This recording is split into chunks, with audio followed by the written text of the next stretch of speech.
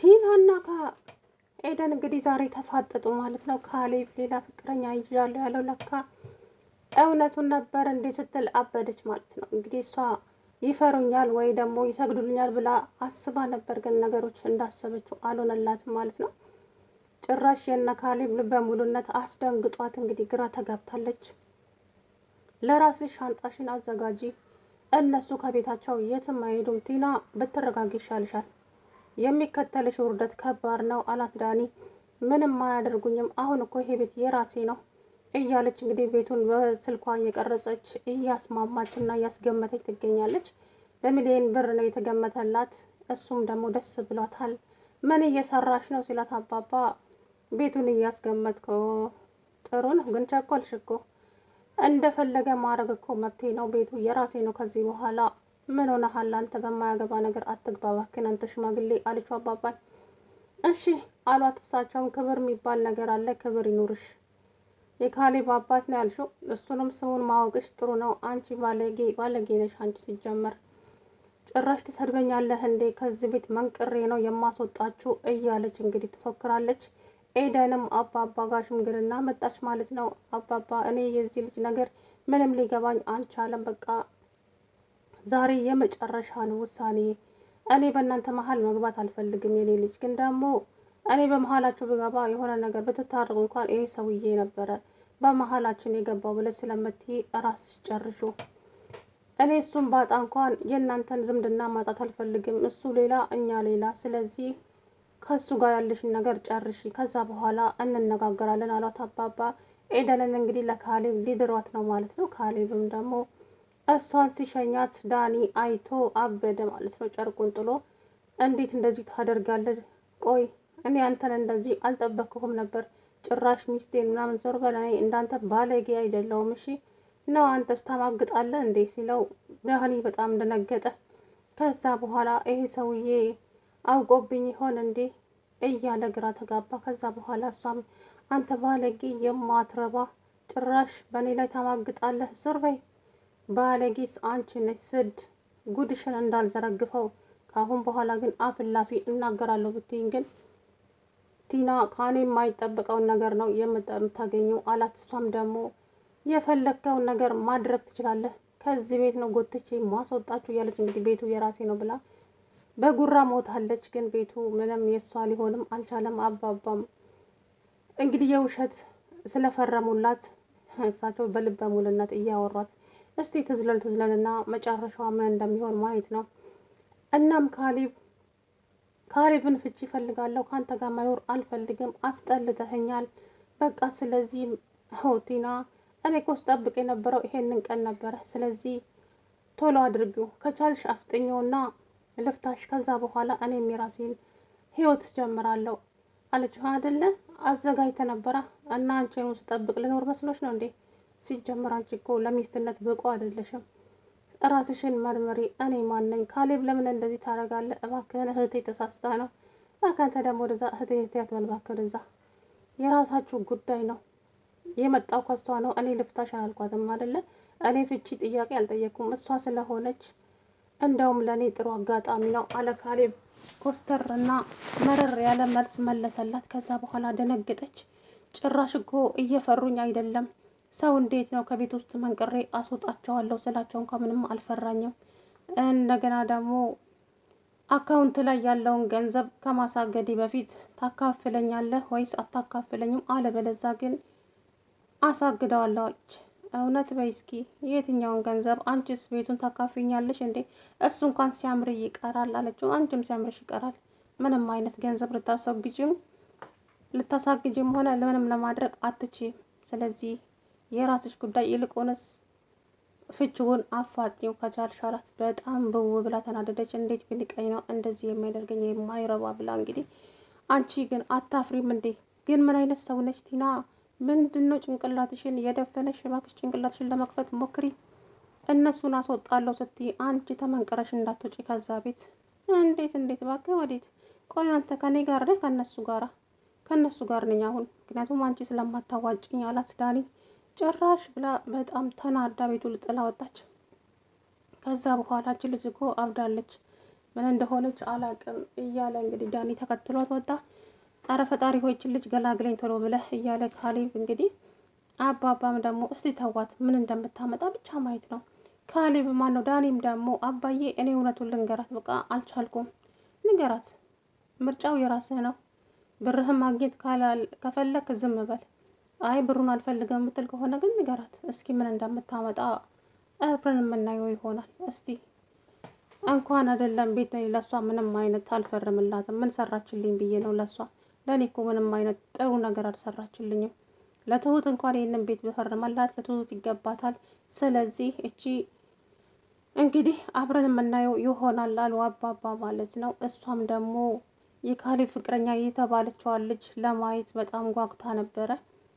እሷን ለማየት ማናት ምንድናት የሚለው ነገር ውስጧ በጣም እንትን ብሎ ጥያቄ ፈጥሮባት ነበረ። ከዛ በኋላ እንግዲህ ካሌብና ኤደን በመንገድ ላይ ሲሄዱ እሷም ከዳኒ ጋራ ዳኒ በርቀት አያት። በመጀመሪያ ላይ ኤደንን ሲያያት ለብቻዋ ሮጦ ሱቅ አካባቢ ሄዶ እንዴ ምን ሆነ ነው ምናምን አለች። ቲናን ሲያያት ማለት ነው። ከዛ እንዴ ምንድን ነው አለችው ኤደን። እኔ እንጃ አጋጣሚ ነው መሰለኝ ውሃ ምናምን ፈልጌ ነው አላት። ከዛ ውሃ ገዛችለትና ውሃ ሰጠችው። ሐኪም ቤት እንሄድና ብላ ጎትታው ይዛው ሄደች። እችም ወደ ቤት ተመልሳ ሄደች ማለት ነው። ስደውልለት ከሰው ጋር ነኝ አላት። እሷም ደግሞ ኤደን አባዬ ጋር መሄድ እፈልጋለሁ ዛሬ እና እንሄድ ስትለው ኤደን አይ አልሄድም እኔ መሄድ ከፈለግሽ ብቻሽን ሂጂ አላት። ከዛ በኋላ መንገድ ላይ እንዲተላለፉ ወይም ደግሞ ቤት ውስጥ እንዳታገኛት ለቲና ደወለና በአስቸኳይ ፈልግሻለሁ እና ያላት ቲናን። ከዛ ቲና መጣች። ምንድን ነው ምን ፈልገን ስትለው እኔ ዛሬ ምሳ ጋብዝሻለሁ ወይ? ዛሬ ምን ተገኝቶ ነው? ምነው ሰሞኑን ጫን ጫን ስትልብኝ አልነበር እንዴ? ዛሬ ደግሞ ምን ተገኘ አለችው። ዛሬ በቃ ደስ ስላለኝ ነው። ሰላም ውድና የተከበራችሁ የቻናል ቤተሰቦች እንዴት ናችሁ? ደህና ናችሁ ወይ? አለሁ ደህና ነኝ። እንግዲህ ቲና ከባድ የማይባል ውርደት ውስጥ ገብታለች ማለት ነው። በእሷ ቤት አሁን እውነተኛ ቤት አግኝታ ሞታለች። ምክንያቱም እና አባባን ከዚህ ቤት ውስጥ መንቅሬ አስወጣቸዋለሁ፣ እኔማ አልለቃቸውም እንደዚህ እያለች እንግዲህ እያስፈራራቻቸው ትገኛለች ማለት ነው። ምንም ላይሳካላት እውነት ለመናገር አንዳንድ ጊዜ ቆም ብለን ማሰብ ጥሩ ነው። አለማሰብም ደግሞ ዋጋ ያስከፍላል። እና እሷ ደግሞ እንግዲህ በልበ ሙሉነት ይሄ ቤት የራሴ ነው እንደፈለግኩ ማድረግ እችላለሁ፣ እኔ እጅ ላይ ነው ያሉት፣ አሽከረክራቸዋለሁ እያለች ትፎክራለች ማለት ነው። እባክሽን አትፎክሪ፣ ዝም ብለሽ ቆም ብለሽ ብታስቢ ነው የሚሻለሽ ቲና። እውነቴን ነው የምልሽ፣ የምታለቅሽበት ጊዜ ቅርብ ነው ሩቅ አይደለም አላት ዳኒ። እባክህ ዞር በል አንተ ደግሞ አንተን ማዳመጥ ይመስላል እንዴ? ቆይ አንተ ብሩን አትፈልገውም እንዴ? እሱን ለሱ ብዬ መስሎኝ እስከ ዛሬ መስዋዕት እየከፈልኩ ያለ እና ታዲያ አሁን ምን ተገኝቶ ነው? ተረጋጊ ነው ያልኩሽ፣ ተረጋጊ። እነሱን አስወጣዋለሁ ብለሽ ስትፎክሪ አንቺ ለራስሽ እንዳትወጪ ከዛ ቤት እሱን ነው የፈራሁት። አሁን ሄደሽ ውጡ ካልሻቸው አንቺ መጀመሪያ ሻንጣሽን ሄደሽ አዘጋጂ፣ ምክንያቱም አንቺን መንቅረው ስለሚጥሉሽ ከዛ ቤት ውስጥ አላት። በፍጹም ይሄ ቤት እኮ የራሴ ነው፣ አሁን እኮ የራሴ እንደሆነ አረጋግጫለሁኝ። ስለዚህ እንደፈለገ ማድረግ እችላለሁ። አትችይም ቲና። ለምንድን ነው አትረጋጊው? አልረጋጋም። ከዚህ በኋላ ቤት ነው የሚያስፈልገኝ። ቤት አግኝቻለሁ፣ እሱንም ደግሞ እሸጠዋለሁ። ከዛ በኋላ ቤቱን እየዞረች ፎቶ ስታነሳው አባባ ምን እያደረግሽ ነው ሲላት፣ ቤት ፎቶ እያነሳው። ለምን? ቤቱን እያስገመጥኩት ነው። የት ነው የምታስገምችው? ለማን ነው ታስገምችው? የትስ ምንድን ነው ሲላት፣ በስልክ እያስገመጥኩ ነው ልሸጠው። ይሄ ቤት እኮ አይሸጥም፣ አይሸጥምም አይለወጥምም። ይሄን ቤት በጣም ነው የምወደው። እሱን እኔ ስወስን አይሻልም? አሁን እኮ ውሳኔ የምወስነውም እኔ ነኝ። ስለዚህ እኔን ነው የሚመለከተው እንጂ አንተን አይደለም አባዬ። አሁን ቤቱ የራሴ ይሆናል አለች። አባባን ፈገገሩና እውነት እንደዛ ነው እንዴ? እሺ ይሆንልሽ፣ ግን ቤቱ ባይሸጥ ጥሩ ነው። ነገርኩ እኮ አሰማም እንዴ? በቃ ዛሬማ የሆነ ባልንጀራዋ አድርጋ ነው አባባን እያወራች ያለችው። እና እሳቸውም አይ ይሆንልሽ እንግዲህ እስኪ አብረን የምናየው ይሆናል ብለው ጥለዋት ወጡ። ግን እሳቸው እንደዚህ እንኳን ሲሏት ዳኒም እንደዚህ በጎን ጎን ሲነግራት ምንም የማይገባት ሰው ናት እና ደንቁራለች። እውነታው የሚገባት ቤቱ ያንቺ አይደለም ወይም ደግሞ ቤቱ ገዢ መጥቶ ሀሰተኛ መረጃ እንደሆነ ስትረዳ ነው ያን ጊዜ እምታምነው ጨርቋንም የምትጥለው ማለት ነው። አሁን ግን ምንም ብትባል ምን ሊገባት አልቻለም በፍጹም። እነሱም ደግሞ በጣም ተናደዋል። አንቺ ድንጋይ ነሽ፣ ምንም ልሰሚ አትችይም። ስለዚህ የራስሽ ጉዳይ ቲና፣ ማንም ከአንቺ ጋር አይደርቅም። በእናትሽ ሁላችንም ይህ የራሳችንን ኑሮ መኖር አለብን አላት። እሷ በጣም አናዷታል። ይሄ ነገር እንዴት ነው ለምን የሚለው ነገር። ከዛ በኋላ እንግዲህ ኤዱዬ ቆንጆ እሷም ደግሞ እኔ ከዚህ በኋላ መሮኛል አባዬ፣ እውነት ለመናገር ዛሬ ስለ ካሌብ ስለ ዳኒ ላማክረ ነው የመጣሁት አባዬ፣ ደክሞኛል። እውነቱ ስነግር አባዬ ምርር ብሎኛል። የዳኒ ነገር ምንም በቃ እየተረዳኝ አይደለም። ምን እንደማድረግ ራሱ አላቅም። ምክንያቱም ዛሬ ነገ እያለ ጊዜን አባክነብኝ። እኔ ደግሞ ጊዜ እንዲባክንብኝ አልፈልግም። ዛሬ የመጨረሻ ውሳኔ ነው ማሳውቀው አለች። የኔ ልጅ እሺ፣ ደስ ያለሽን ንገሪው፣ እኔ ግን በመሀላችሁ አልገባም። እሺ የኔ ልጅ፣ አንቺ የፈለግሽውን ነገር ማድረግ ትችያለሽ አላት አባባ። እሺ አባዬ አመሰግናለሁ አለችው። ከዛ በኋላ